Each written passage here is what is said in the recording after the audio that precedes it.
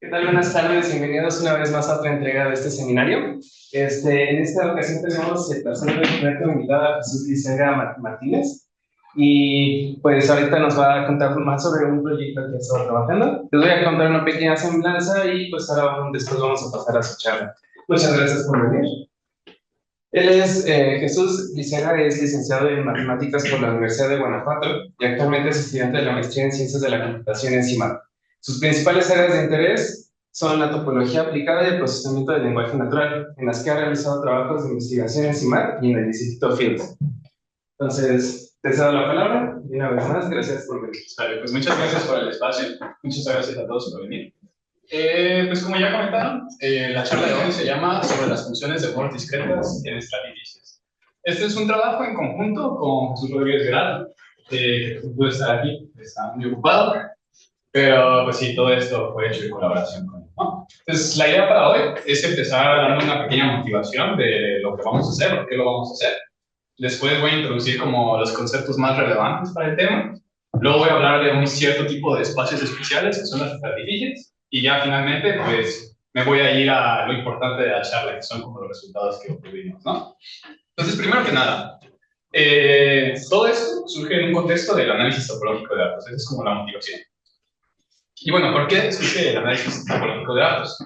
Pues básicamente, lo que luego pasa es que muchas veces tenemos información, ¿no? Puntos que vienen de algún lugar y queremos aprender cosas de estos puntos. Hay muchas maneras de hacer eso.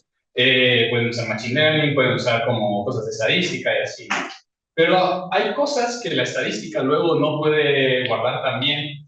Por ejemplo, una de las cosas más comunes que se utiliza pues, es la media, ¿no? O sea, la media es una medida de tendencia muy utilizada. También la varianza. Pero puedes tener como datos que tengan la misma media y la misma varianza, o muy similares, y que se vean muy, muy, muy distintos, ¿no? Por ejemplo, estos de aquí es de un dataset que se llama el Datasaurus Rex, que tiene como un montón de dibujos donde los datos tienen como casi la misma media y la misma varianza, pero se ven muy distintos, ¿no? O sea, por ejemplo, este de aquí son como dos ojitos, este es como una elipse, este es literalmente un dinosaurio, y este es como puntos aquí, ¿no? Entonces, pues nosotros nos gustaría como poder decir algo de la forma de estas cosas, ¿no? Y una manera de hacer eso es con topología, ¿no? O sea, existen unas cosas que se llaman los grupos de homología que nos permiten medir intuitivamente como cuántos pedazos o cuántos hoyos tienen nuestras cosas, ¿no? Entonces, eso, por ejemplo, ya nos diría cosas nuevas. Por ejemplo, esto de aquí tiene como 5 pedazos, ¿no? Pero este de aquí como que parece que solo tiene un pedazo, pero tiene como un hoyo dentro, ¿no? Cosas así. Entonces, es como la idea del TDA, ¿no? Medir como esas características. ¿Cómo hacemos eso? Pues muy brevemente, la manera en la que funciona el TDA no la voy a explicar demasiado, pero es que ustedes tienen un conjunto de puntos, ¿sale? Los tienen en el espacio. Piénsenlos en el plano porque es lo más fácil ahorita. Después de eso, se construyen filtraciones de esos puntos. ¿Qué es una filtración? Básicamente, lo que hacen es que piensen que inflan esos puntos, trazan como esferas alrededor de ellos, ¿va? Son como estas de aquí, con un cierto radio R. Todas tienen el mismo radio, ¿va? Y hacen eso para muchos valores de R, pues. Entonces es como que se van inflando poco a poco, ¿no? Y una vez que se inflaron, lo que hacen es como conectar cosas dependiendo de cómo se intersectan estas esferas. Hay muchas maneras de conectar estas cosas, pero una de las más tradicionales, lo que hace realmente es como, si se conecta, o sea, por las intersecciones se conectan, ¿no? O sea, si dos esferas intersectan, ponen una linecita que une a los vértices. Si tres esferas intersectan, ponen un triángulo, ¿no? Llenando ahí. Si cuatro esferas intersectan, ponen un tetraedro y así sucesivamente, ponen como triángulos de dimensión n. ¿Sale? Eso es lo que hace aquí. Construyen estas cosas, ¿no? Por ejemplo, estas tres circunferencias se intersectan entre ellas, ¿no? Entonces tengo que poner como el triangulito relleno. Pero en los otros como que solamente pongo las aristas. Y así, ¿no? Entonces esa es la idea. Entonces, pues van a construir un montón de estos como conjuntos de triángulos para cada uno de esos R, ¿no? Y ya que hicieron eso, pues lo que tienen que hacer es justamente, pues la bondad de esto es que como es discreto y son puntos, se pueden representar en la computadora muy fácilmente y hay algoritmos que te pueden calcular justamente esas cosas que queremos, ¿vale? Y pues hay maneras de resumir la información que te dan, esta de aquí es una de ellas. No voy a profundizar qué significa exactamente, pero es un diagrama de persistencia, ¿vale? ¿Cuál es el problema de esto? Que justamente en la parte del cálculo de homología, o sea, una vez que ya tienen estas cosas que se llaman complejos iniciales y quieren calcular los hoyos, los algoritmos que se tienen son muy malos. No muy malos, pues, pero como intrínsecamente lo que se está haciendo es factorizar matrices, ustedes tal vez sabrán que eso es un problema muy caro, ¿sale? Entonces es O de n cúbica, donde n cúbica es el tamaño de la matriz. Hay cotas mejores, pero son como de O de n a 2.785, más así, ¿no? Entonces, ¿cuál es el problema? Que generalmente esas matrices son gigantes porque tienen muchísimos puntos, ¿no? Y lo peor es que cuando los conectan, tienen muchísimas maneras de conectar esos puntos, entonces explota esto. Entonces, pues una idea es como, ok, necesitamos mejorar esos algoritmos, pero mejorar esos algoritmos sí es como algo extremadamente complicado, o sea, hay muchísimo trabajo en computación de eso. Entonces hay otra idea, que es como, ¿y si en vez de mejorar los algoritmos, lo que hacemos es intentar simplificar estos espacios? O sea, como que quitarle cosas que sean redundantes, o sea, cosas que no sean necesarias para calcular lo que queramos. Y esa es justamente la idea, ¿ok? ¿Qué propiedades queremos conservar? Pues ya les dije como que lo que vamos a calcular son como hoyos y cosas así, ¿no? Entonces nos gustaría mantener esas propiedades, pero como bajando la cantidad de puntos, de vértices, de aristas que tenemos, ¿no? Entonces un ejemplo muy sencillo es como, aquí tenemos un decágono. Esta cosa tiene 10 puntos y 10 aristas, ¿no? Y como que tiene como solo un pedazo y tiene un hoyo adentro. Y pues eso es lo mismo como que lo que tiene este triángulo, ¿no? O sea, este triángulo también es solo como una componente y tiene un hoyito, ¿no? Pero este triángulo tiene como 3 vértices y el otro tiene 10, ¿no? Entonces, esta cosa de aquí nos va a dar matrices mucho más chiquitas que las de acá, ¿no? Pues aunque no hemos bajado la complejidad de nuestro algoritmo, pues hemos hecho matrices muchísimo más pequeñas que van a ser más fáciles de calcular, ¿no? Pues justamente lo que se va a enfocar esta charla es en cómo hacemos esto, cómo hacemos esas transformaciones para cierto tipo de espacios muy especiales. ¿Ah? Pues ahora sí, con la introducción. Primero que nada, ¿qué es un complejo simplicial, ¿no? Que ya es una palabra que he mencionado, que son esos triangulitos pegados, ¿no?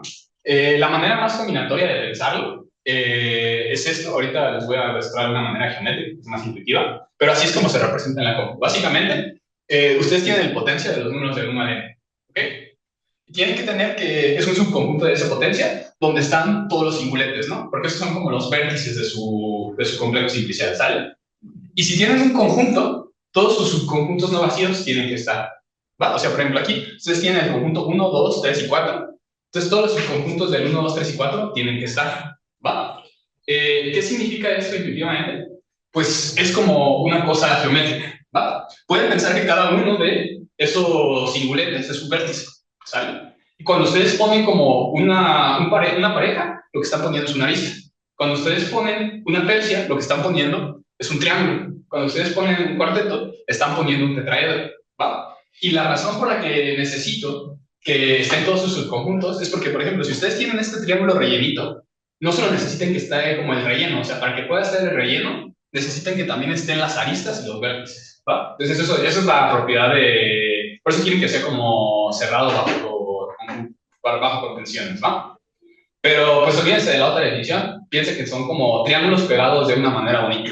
De una manera bonita es porque no pueden tener como un triángulo pegado como por la mitad de un lado, ¿no? O sea, tiene que pegar por todo el lado o por un vértice o cosas así. ¿Sale? Ok, ahora la herramienta que nosotros vamos a usar para hacer eso que dije de simplificar nuestros espacios son las funciones de mortisquetes. ¿Ok? Esta definición no va a ser tan relevante la definición, pero vamos a ver como una equivalencia que es mucho más intuitiva. Lo que quiere decir esta es, ustedes tienen una función que va de uno de sus complejos simpliciales, o sea, que come triángulos y les escupen números reales, ¿vale? Y esa función cumple que si ustedes se agarran como las celdas de una dimensión menos, o sea, si ustedes tienen como un conjunto de 4 y se agarran uno de 3, se tienen que cumplir estas dos propiedades. ¿Qué quiere decir? Que cuando aumentan de dimensión, tienen que aumentar en valor la función. Y cuando disminuyen de dimensión, tienen que disminuir en valor la función. ¿Sale? Eso es como lo que quiere decir eso. O sea, como cuando van aumentando en dimensión, tienen que ir aumentando en valor la función. Cuando va disminuyendo en dimensión, tienen que bajar. Salvo que pueda haber una excepción en cada dirección, ¿va? Esa es la idea. ¿Ok? Y si no hay excepciones, vamos a decir que una celda es crítica. ¿Ok? O sea, como que no tiene excepciones. Bueno, ahora les voy a dar como una interpretación un poco más geométrica de esto, que es más útil. Y para eso necesito introducir lo que es un campo vectorial discreto. Pues un campo vectorial discreto sobre un complejo simplicial, literalmente solamente son parejas de celdas continuas, donde uno es una cara del otro, ¿va? Entonces lo que pueden pensar es que realmente lo que tienen son flechitas que apuntan como de una celda a una que es adyacente a ella. ¿Va? Por ejemplo, aquí la celda 5,7 está apuntando a la 5,6,7. O aquí, por ejemplo, la celda 6 está apuntando a la celda 6,7.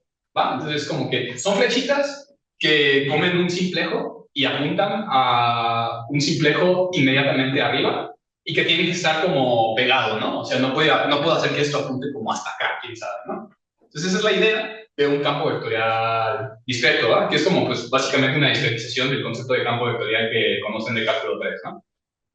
Va. Bueno, ellos no.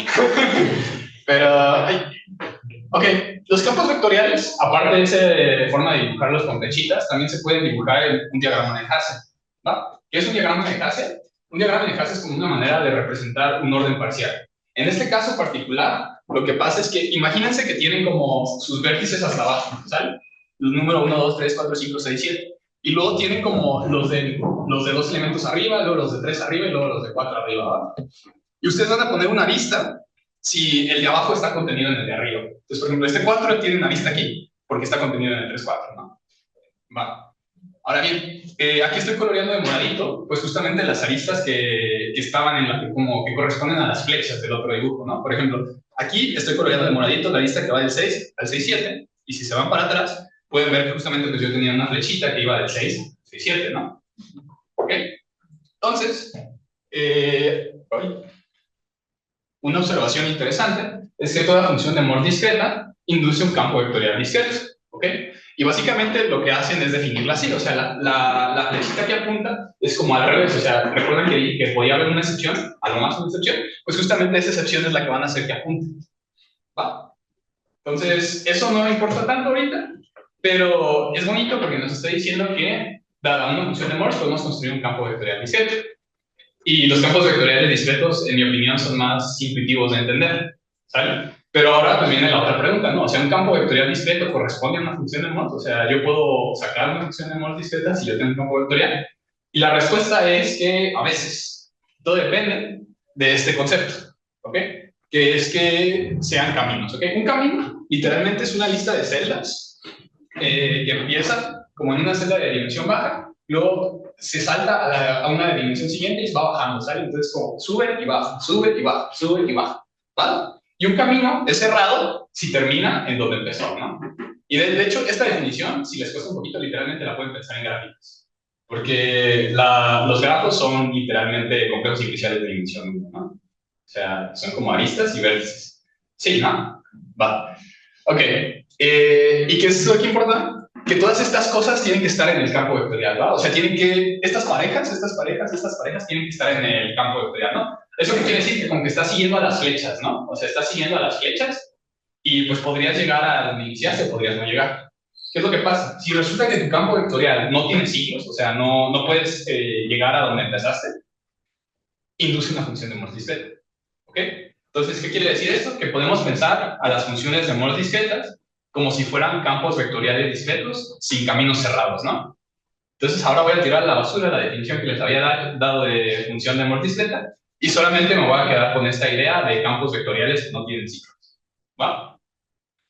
Y, por ejemplo, en el diagrama de Hasse eso se puede ver. ¿Cómo se ve? Un ciclo sería como subir por una oscura y bajar por una morada, ¿va? Entonces pueden ver que esto no tiene ciclos, porque, por ejemplo, si empiezan aquí, ¿dónde les gusta? A ver, un ejemplo un poquito más raro. Ajá, aquí. Por ejemplo, si suben del 4 al 2, 4, ¿pueden bajar por una morada? Pues sí, ¿no? Pueden bajar por aquí. Ya que llegaron aquí, pueden subir por una gris, ¿no? Pero ya que suben por una gris, ya no pueden bajar por una morada, ¿no? Aquí tampoco. Y así. Entonces eso quiere decir que no se puede, ¿no? Si hubiera una manera de subir por grises y luego bajar por moradas de tal manera que terminas en el mismo punto, no sería una función de Morse discreta. Bueno, no correspondería a una función de Morse discreta. ¿Va? Ok. Ahora, justamente los que les había mencionado, este teorema es bastante técnico, no voy a demostrar nada de él, pero lo que pasa con las funciones de Morse discretas es que permiten reducir la complejidad de nuestros espacios, ¿sale? Y básicamente lo que dice es que si tenemos un complejo simplicial y tenemos una función de Morse discreta, entonces K va a ser homotógicamente equivalente. Esa palabra mágica, para los que no saben qué es, nada más es como que va a tener los mismos numeritos que tiene nuestro espacio original. ¿Ok? Va a ser homotopicamente equivalente a un complejo CW cuya cantidad de celdas de dimensión P es igual a la cantidad de celdas de dimensión crítica de dimensión P para F. ¿Quiere decir eso? Que puedo quitar todas las celdas que no sean críticas, de alguna manera, ¿sale? Entonces solamente me tengo que quedar con las celdas que son críticas, ¿vale? Las celdas que son críticas en este de acá se ven como justamente las que no tienen ninguna flecha que sale de ellos. Por ejemplo, aquí en la 6.5, la 5.6 es una crítica porque no hay flechas que llegan ni que salen de ella. ¿Va? Entonces, pues esto es un teorema muy fuerte porque realmente lo que nos está diciendo es que, pues si puedo construir funciones que me dejen muy poquitas celdas críticas, entonces voy a poder construir espacios que tienen muy poquitas celdas y entonces voy a poder hacer lo que les había dicho, ¿no? Vale, entonces el número de celdas críticas de dimensión B, que pues va a ser un número muy importante, lo voy a denotar como MPDF. ¿Sale? Pues justamente nos interesa estudiar pues funciones de Morse discretas que nos dejen la menor cantidad de celdas posibles, ¿no? Y pues eso nos lleva a esta definición. Una función de Morse es óptima si la suma de las celdas críticas es menor o igual a la suma de las celdas críticas para cualquier otra función. O sea, quiere decir que es la función, o podrían ser varias, es una de las funciones cuya cantidad total de celdas críticas es mínima, ¿no? Se puede mostrar que siempre hay funciones de Morse discretas, entonces por el principio de Lorentz orden va a existir esa cosa. ¿Sale? Pues justamente esto es lo que queremos encontrar, ¿no? Queremos encontrar las mejores funciones de Morse que podamos. ¿Vale? ¿Y cómo hacemos eso? Bueno, pues en la literatura la manera más estándar de hacerlo es con este teoremazo de acá, que básicamente nos da cotas para los números de celdas críticas. Y nos dice que el número de celdas críticas de dimensión P es mayor o igual al número de Betti de P en un campo F o también puede ser Z. Este número de Betti es un numerito que puede contar muchas cosas, ¿no? O sea, generalmente igual, la intuición es que cuenta hoyos, pero puede contar otras cosas cuando te pasas a campos como Z2 o así, ¿no? Pero esa es la idea, ¿no? O sea, esencialmente este teorema nos está dando una cota para el número de funciones críticas, ¿no? Digo, para el número de celdas críticas. Y aparte tenemos que la característica de Euler va a ser igual a la suma de las críticas, ¿va? Esto viene directamente del otro teorema, ¿no? Porque si es, si es homotópicamente equivalente al complejo W, pues son esto.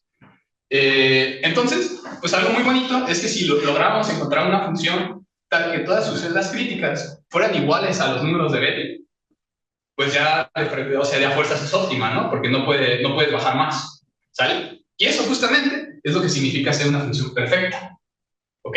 F perfecto. Porque los números de Betti cambian para el campo a veces, ¿no?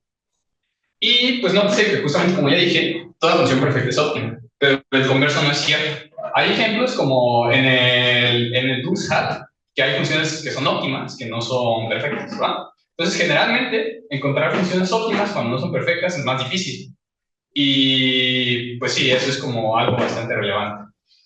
Ok, entonces, ahora bien, voy a mostrar rápidamente cómo se encuentran funciones óptimas en grafos, porque este es un resultado bastante importante que quiero como que veamos porque lo voy a usar más adelante, ¿no? Entonces vamos a empezar a ver cómo encontrar funciones de Morse óptimas para espacios fáciles, ¿no? De nuevo, un tipo de complejo simplicial muy sencillito son los grafos, ¿no? Porque los grafos básicamente son un conjunto de vértices y un conjunto de aristas, ¿no? Y las aristas esencialmente son conjuntos con dos elementos y los vértices tienen un elemento, ¿no? Ok, pues resulta que siempre vamos a poder construir una función de Morse óptima y no solo la vamos a poder construir, el algoritmo que vamos a utilizar tiene una complejidad lineal en el número de celdas que tenemos, ¿va? Es una complejidad razonable, ¿sabe?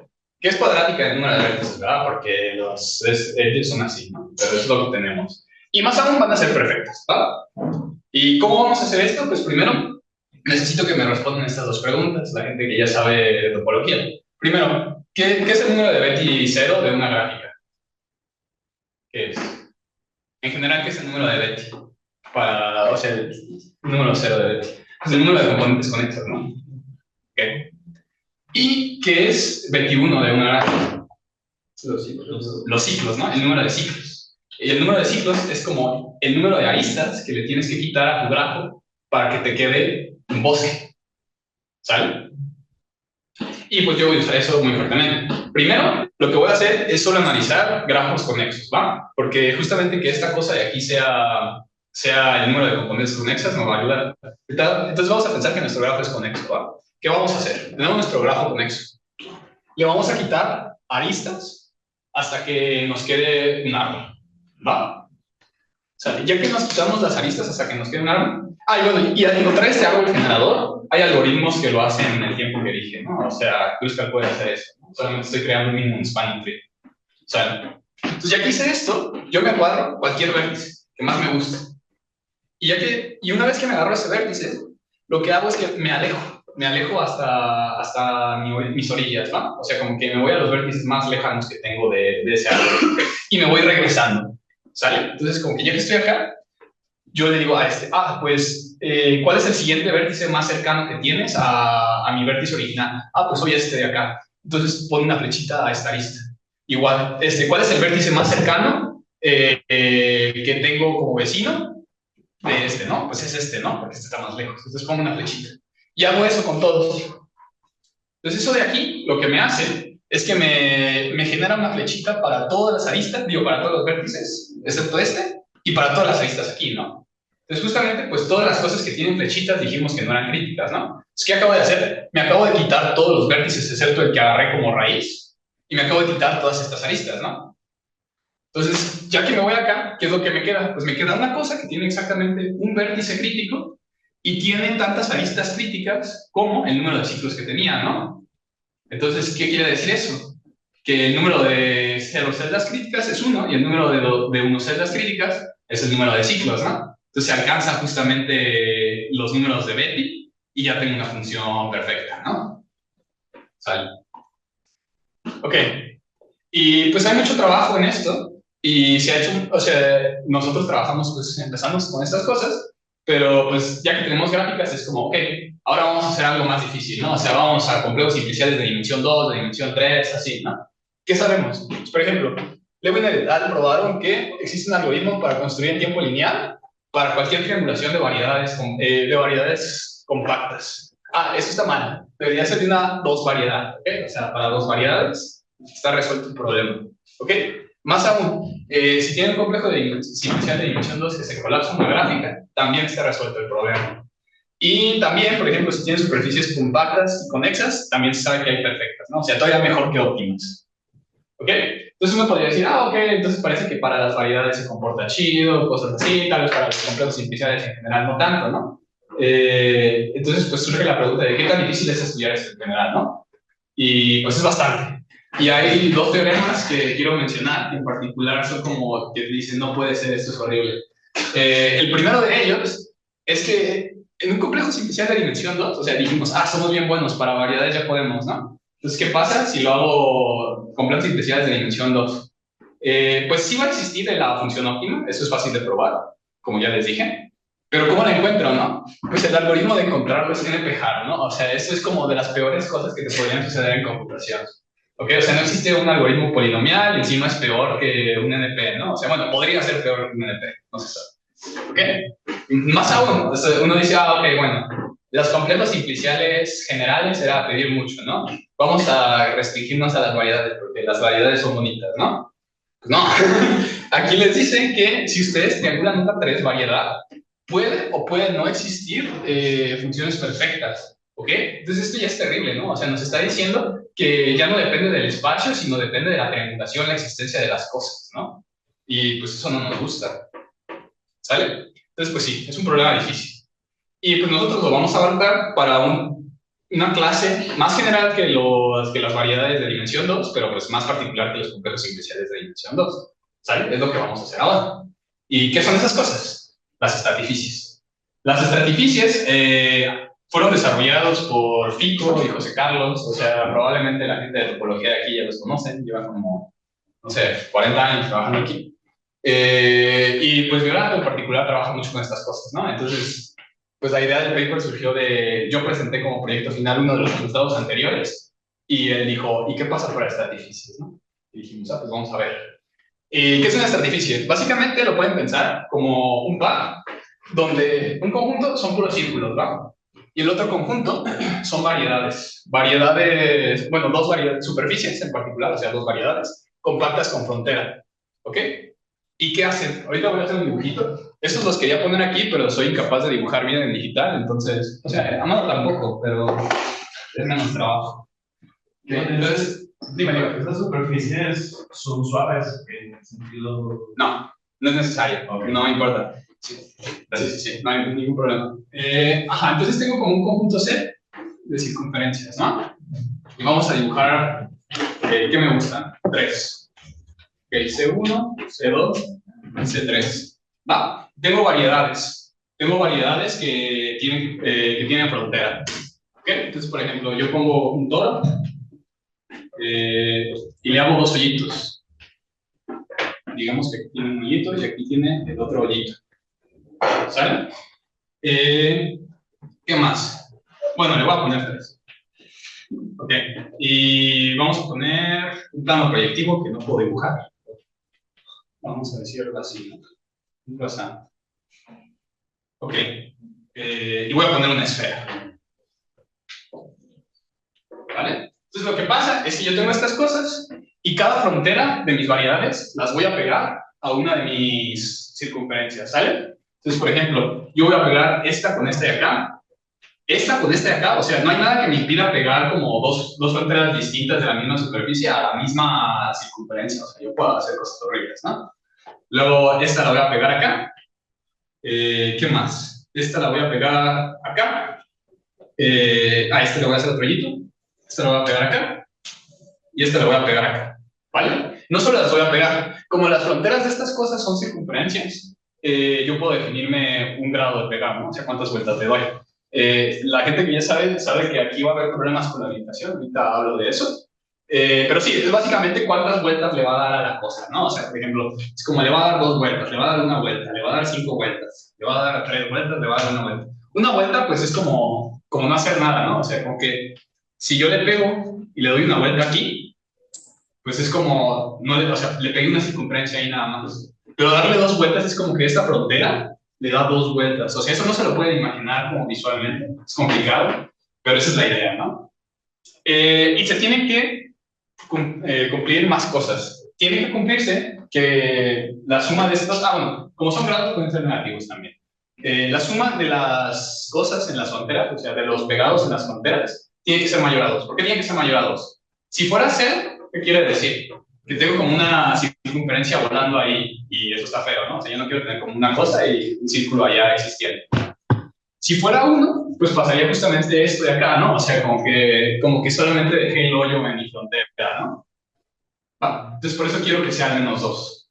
¿Sale? Digo, mayor a 2. ¿Qué pasaría si fuera 2? Si fuera 2, o tiene como un torcimiento, que eso no está mal, o tienen como literalmente pegado 2 superficies nada más, como en una suma conexa, ¿no? Y eso solo les da otra superficie, entonces como no hacer nada, ¿no? Hubieras empezado por otra superficie.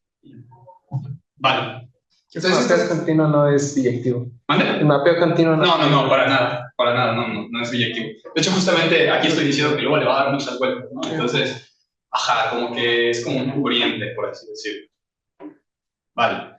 Entonces, ya que asignamos las orientaciones a las superficies y a las 6, ok, aquí viene algo técnico. A las no orientables, pues obviamente no les puedo asignar una orientación a la superficie entera, ¿no? Pero puedo decir, lo voy a ignorar y les voy a asignar orientaciones a las circunferencias que no me van a inducir una orientación en mi superficie, ¿no? Entonces, eso es problemático porque, por ejemplo, en un todo, si yo le doy orientación a una circunferencia, eso automáticamente le da orientación a las otras dos, ¿va? Pero aquí no. Aquí, si yo le doy orientación a esta todavía puede elegir lo que quiera, ¿va? Entonces, como que voy a tener distintas orientaciones y eso es relevante, ¿ok? Pero pues puedo elegir esas orientaciones. Ya que lo hice, se puede definir una gráfica de esta cosa. O sea, todas estas cosas de aquí nos dan un gráfico, ¿va? Un multigráfico, para ser exactos. ¿Y qué van a hacer? Pues vamos a tener vértices blancos y negros, ¿ok? Los vértices blancos van a corresponder a mis superficies, ¿vale? Los vértices blancos van a corresponder a mis superficies y un numerito, que va a ser el género de la superficie, ¿va? Y los vértices negros van a corresponder a mis circunferencias. Y yo voy a poner una lista si están pegados, justamente, ¿vale? Y pues ya que hicimos eso, encima les voy a poner el peso justamente del mapeo, ¿no? Entonces, aquí hay un ejemplo de una de esas gráficas, no corresponde a este dibujo, pero es como, pues por ejemplo, aquí tengo 2 superficies de género 2, aquí tengo un plano proyectivo. Utilizo como que género negativo es para las no orientables, hay una manera de definir bien eso, ¿no? Entonces es como, aquí tengo 2 superficies de género 2, un plano proyectivo, tengo dos circunferencias y pego esta una vez con esta, dándole dos vueltas, a este le pego dos hoyitos acá, una acá, esto de acá, ¿no? O sea, por ejemplo, esto de aquí, esta superficie de aquí, sería como un vértice blanco por eso, luego otro vértice blanco por ese, otro vértice blanco por eso, menos 1, 0, 1, y luego sería una circunferencia, es un vértice negro. Aquí tengo dos aristas, una de peso 2, una de peso 1. Luego aquí tengo otro vértice negro, tengo tres aristas. Este es de peso menos 5, este es de peso 3 y la otra no tiene peso, me lo invento ahorita. Y luego está este, ¿no? Esta es como la multigráfica asociada a este dibujo que había hecho, ¿no? Va. Y pues resulta que con estas cosas yo puedo calcular la homología de mis estratificios. No toda, en particular lo que yo puedo hacer es decirles cosas del segundo grupo de homología, o sea, de Betti 2. ¿Vale? No voy a probar estas cosas, porque es un poco técnico, pero básicamente es que si tienen una estratificie donde todos los vértices son de superficies orientables, si existe un primo P que divide a la suma de todos los pesos que inciden a un vértice, ¿ok? O sea, como que P divide, por ejemplo, aquí es 2 más 1, 3, aquí es 1 y aquí es 1, ¿no? Ahí no existe un primo que divida 3 a 1 y a 1, ¿no? Pero si existiera, entonces el segundo número de Betti, el ZP, es justamente el número de superficies que tengo. ¿Ok? Y en el caso en el que eso no suceda, es menor a ese número, menor estricto, ¿vale? Y para las no orientables es más estricto todavía, no necesito que sea cualquier primo, necesito que ese primo sea el 2. ¿Va? Ok. Entonces, ya que tenemos eso, otra cosa que necesitamos ver es, ok, yo tengo una descripción como muy continua de estas cosas, ¿no? Y todo lo que yo les definí de funciones de humor discretas es para cosas discretas, ¿sale? Entonces yo necesito discretizar estos espacios de alguna manera, ¿no? Y pues justamente en esta parte viene bastantes cosas topológicas que tampoco voy a mostrar porque solamente es técnico, pero resulta que hay una manera bonita de discretizar las estratificias, o sea, y una manera consistente, que es lo más importante de todo, ¿no? O sea, siempre van a tener una forma, ¿sale? ¿Y cómo se ven? Pues básicamente se ven como varios polígonos. Esto es un polígono, tal vez no se alcance a ver, pero estos son lados, tienen como muchísimos lados. ¿Okay? Es como varios de estos, donde adentro hay muchos triángulos, y encima las aristas están pegadas, ¿ok? O sea, como que esta arista podría estar pegada con una arista de esa misma acá, con otra arista acá, pero también podría estar pegada con aristas de otros polígonos, ¿va? O sea, es un poco difícil de imaginar, pero esa es como la idea. O sea, son como varias copias de acá donde van a tener aristas repetidas. Por ejemplo, aquí tenemos un 2, 3, y acá tenemos otro 2, 3, ¿no? Entonces, lo que está diciendo esto realmente es como que esta arista y esta arista están pegadas, ¿no? Va. Y eso es muy importante, ¿va? O sea, esta manera de hacerlo es muy importante. Entonces, ya que sabemos eso, pues ahora sí, ¿qué podemos decir sobre la existencia de funciones óptimas, discretas, perfectas y así, ¿no? De nuestros espacios? Pues podemos decir bastante, pero no podemos ser tan generales como nos gustaría. En primer lugar, algo que nos diríamos es como, ok, ya sabíamos que en los complejos iniciales de dimensión 2 el problema es en FH. Las estratificias son un poquito más bonitas que los complejos iniciales de dimensión 2. ¿Se va a poder encontrar un algoritmo para ellas siempre? No, no se puede, lamentablemente. Eso no lo probamos como tal nosotros, o sea, sí lo probamos, pero no hay nada que probar porque es un corolario de la demostración que dieron anteriormente, porque resulta que lo que hacen las personas que demostraron eso es hacer una equivalencia a un problema de covariance, como de cubrientes de vértices en grafos, y la manera en que lo hacen es definiéndose unos espacios topológicos convenientes que se ven como muchos de estos pegados, y resulta que esas cosas son estratificias en particular, ¿no? Entonces la demostración sigue matando a las estratificias. Va. Pero podemos decir algo si nos restringimos un poquito más, ¿no? Que suena como muy generosa esta cosa, pero en realidad es muy restrictiva. Decimos que una estratificia es torcida si todos los pesos de la gráfica son distintos de más menos 1, ¿ok? O sea, quiere decir que cada superficie se tiene que torcer alrededor de la circunferencia, no la podemos dejar así, ¿no? O sea, por ejemplo, una estratificie que no es torcida es, imagínense que ustedes tienen como dos esferas, tres esferas de hecho, y las pegan así, con pesos 1 y 1, ¿no? O sea, esto era, bueno, no, era solo un nudito. Esto no es una estratificie torcida. ¿va? Porque tienen pesos unos. Y sigue siendo una estratificie relativamente bonita, pero pues, no podemos trabajar con ella, ¿no? Entonces, justamente lo que queremos es que se tuerzan alrededor de las interferencias, ¿no? Va. Y pues, ¿qué probamos nosotros? Probamos que, dada una triangulación K, o sea, una triangulación cualquiera de una estratificie, existe un algoritmo que nos permite obtener una función óptima en tiempo lineal, ¿no? En lineal en los vértices, ¿no? Entonces es como, ok, para estas clases sí son bonitas, ¿no? Estas clases sí podemos encontrar algoritmos decentes. Ok, ¿cómo vamos a hacer eso? Pues les voy a explicar muy rápidamente la idea de la demostración, ¿sale?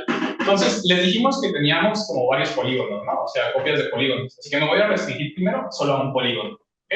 Y esto lo voy a hacer para cada uno de los polígonos que tiene mi descomposición, ¿ok? Entonces, me agarro un polígono y checo las aristas. Hay aristas que van a conectar a dos vértices de la frontera, ¿ok? Estas aristas son especiales y las voy a quitar ahorita, ¿va? O sea, como que las voy a marcar y me voy a olvidar de ellas, ¿no? Por ejemplo, esta de aquí conecta estos dos vértices, ¿no? Pero por ejemplo, esta de acá, no, ¿verdad? Porque conecta un vértice que está adentro con uno de afuera. ¿Sale? Entonces voy a quitar estas, ¿sale? Ya que quitamos estas, lo que hacemos es que nos separa como en varios polígonos esta nueva forma de cortar las aristas, ¿no? En cada uno de ellos nos agarramos todos los vértices internos y todas las aristas que conectan a dos vértices internos, ¿no? Entonces, por ejemplo, olvídense de esta. Y aquí hice justamente eso, ¿no? Ya que hicimos eso, aparte agarramos una lista que conecte a uno de los vértices internos con un vértice de la frontera, ¿va? Y se puede demostrar que esto siempre existe, no es muy difícil, ¿va? Es lo mismo que hicimos acá, ¿no? Acá es como mucho más chafa, ¿no? Esto es lo único que está adentro y pues acá conectamos, ¿no? Y puede ser todavía peor, ¿no? O sea, en esta de aquí no hay nada, ¿sale? O sea, puedo no agarrarme nada. Ya que hice esto, ¿qué es lo que voy a hacer? Pues estas cosas son gráficas, ¿no? Estos de aquí son grafos. Entonces yo digo, pues yo sé cómo hacerle para grafos, ¿no? Entonces, ¿qué pasa si intento hacer eso? Pues vamos a hacerlo, ¿no? Entonces, ¿qué es lo que hago? Yo aplico el algoritmo que les mostré inicialmente, que ya no sé desde hace mucho, para estos grafos, ¿vale? Pero no lo hago como yo quiera. Necesito agarrarme el vértice que está en la frontera, ¿ok? Entonces lo aplico tomándome como raíz el vértice de la frontera. Y eso me da estas cosas, ¿no? Pum, pum, pum, pum. Ajá. Sale. Ok. ¿Qué hice aquí? Aquí ya me quité a todos los vértices internos, ¿no? O sea, todos los vértices internos ya están apareados con alguien. Pero todavía me quedan varias aristas y todavía me quedan pues, todas las caras, ¿no? Ok. Entonces, ¿qué hago ahora? Pues esta idea que viene a continuación, que es muy bonita, no es mía, ya viene en un paper, pero es como, pues me considero la dual de las caras. ¿Qué es la dual? Pues esencialmente ahora pueden pensar que sus triángulos son vértices y que las aristas pues son nuevamente aristas, ¿no? O sea, como por ejemplo, estos dos triángulos comparten este lado, ¿no? Pues yo digo, son vértices y les pongo una arista, ¿sale? Y yo hago eso con todo, ¿no? Resulta que las gráficas que me van a quedar después de hacer esto, en cada uno de los pedazos definidos, van a ser árboles, ¿ok? Eso se puede probar. Entonces, ¿qué pasa con que sean árboles? Pues ya que son árboles, yo les puedo aplicar como el algoritmo a estos árboles, ¿no? Y cuando les aplique el algoritmo a estos árboles, voy a matar a toda la... bueno, todavía no. Perdón. Una última cosa que tengo que hacer es estas aristas rojas de las que me había olvidado, ahora no me olvido de ellas, ¿no? O sea, las pongo, ¿no? O sea, ahora sí ya las pongo, ¿no? Ya que los puse, ahora sí, lo que me queda vuelve a ser un árbol, ¿sale? Ya que tenemos ese árbol, ahora sí voy a aplicar el algoritmo, ¿no? Usando un vértice cualquiera, el que más me guste, como el crítico, ¿sale? Y algo importante es que ese algoritmo me va como las flechas que van de vértices a aristas, ¿no? Pero en mi grafo real, bueno, en mi espacio real, tendrían que ir como de las aristas a los vértices porque son como aristas y caras realmente, ¿no? Pero no hay ningún problema. O sea, ya que construí el campo, nomás le cambio la orientación a las flechas. Y eso funciona, ¿va? Y así es como queda, ¿va? Entonces, ¿aquí qué hice? Aquí yo ya había quitado todos los vértices internos, ¿no? O sea, como que no hay vértices internos críticos. Con estos dos pasos, yo también lo que hice fue quitar todas las aristas críticas. Digo, quitar todas las aristas, no hay aristas críticas adentro, ¿no? ¿Y qué tuve que pagar a cambio? Nada más dejar una docelda crítica, ¿no? Entonces, adentro de esto, tengo una docelda crítica y nada más, todo lo demás ya lo borré, ¿no? Pero todavía me queda todo lo de la frontera, ¿no? O sea, todo lo de la frontera, quién sabe. Y tengo muchas de esas fronteras de mis polígonos, ¿no? Pegadas. Pero pues esas fronteras forman una gráfica, ¿no? O sea, porque ya quité todas estas cosas. Y esa gráfica es conexa porque, no lo dije, pero estas cosas siempre son conexas, por eso le puse esa restricción, ¿no? Entonces esa nueva gráfica que me queda solo con las aristas y los vértices de las fronteras de mis polígonos, pues le vuelvo a aplicar el algoritmo que ya conocemos, ¿no? O sea, yo no sé hacer nada aparte de aplicar ese algoritmo, básicamente. ¿Sale? ¿Qué es lo que digo aquí? ¿Va? Y eso ya nos genera un campo vectorial, ¿no? Y yo voy a demostrar que ese campo vectorial, que, bueno, más bien, como que eso nos genera muchos minicampos vectoriales, yo me agarro de la unión de todos ellos y demuestro que justamente esa unión, pues va a ser como un campo vectorial que corresponde a una perfecta, ¿va? Entonces, pues no voy a demostrar que sí es un campo vectorial discreto, o sea, eso nada más es ver que no hay ciclos, que no hay parejas repetidas, y es como, chécate que en cada paso del algoritmo, más bien que cada como punto, arista y cara fue seleccionado nada más un paso del algoritmo, ¿no? Igual como que si empiezo en un punto ya no puedo llegar, o sea, como que no puedo dar vueltas, así, o sea, es muy de revisar cositas nada más, ¿no? Y la otra parte es, pues ya que ya sabemos que si es discreto, o bueno, ya me lo van a creer, pues vamos a ver que es gradiente, ¿no? O sea, perdón, vamos a ver que es óptimo, ¿sale? Entonces, primero que nada, ¿cuántos vértices críticos tiene? Tiene uno. ¿Cuál es el vértice crítico que tiene? Pues en la graficota final que me quedó, ahí yo apliqué el algoritmo, ¿no? Y al aplicar el algoritmo yo sé que me quedan algunas aristas críticas, que quién sabe cuántas sean, y me queda un vértice crítico, ¿no? ¿Y cuántas caras críticas tengo? Pues tengo uno por cada polígono, ¿no? Entonces tengo pues, la cardinalidad de mi conjunto. De nuevo, las aristas no me importan ahorita, ¿vale? De esas no sé mucho. Pero lo bueno de trabajar en simplejos de dimensión 2 es que no necesito saberlo, ¿vale? Entonces, ¿qué vamos a hacer para probar justamente que tenemos lo que queremos? Pues va a resultar que si ustedes tienen una estratificie torcida, entonces el número de dos celdas críticas siempre tiene que ser mayor o igual a la cantidad de superficies que tengan, ¿va? Eso no lo voy a probar por tiempo, pero es una demostración bonita y sencilla en el diagrama de Hasse, ¿va? Esencialmente es como, la idea es, la idea nada más